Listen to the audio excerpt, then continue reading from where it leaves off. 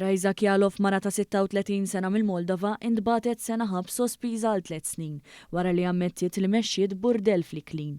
Preċedentament Snežana Belokurenko ta' 29 sena mill-Moldova wkoll kienet diġà ammettiet ħtieta fi proċeduri separati dwar l-istess każ u kienet ġiet ikkundannata sena ħabs sospiża għal 4 snin.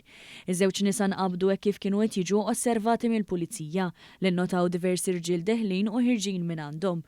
Konsegwentament meta l-pulizija daħlu fil-post qabdu lin-nisa flatt.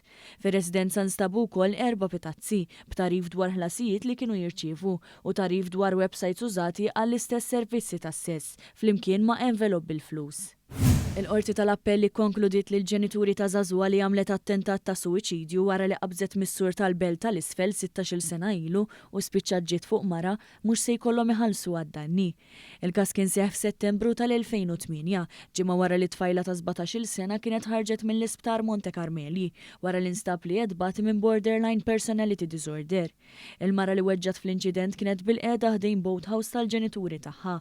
Il-mara li dak iż-żmien kellha fuq l-40 sena spiċċat f'siġġu tar-roti u f'dar residenzjali minħabba li ġiet totalment dipendenti fuq terzi persuni. Fil-qorti intqal kif l-inċident ma setax ikun previst u ma kienx fil-kontroll tal-ġenituri. Intqal li dakinhar tal-inċident it-tfajla kienet ħarġet mal-arus tagħha u argumentaw ftit mumenti qabel iddeċidiet li ttemm ħajjitha anke jekk spiċċat ma mititx.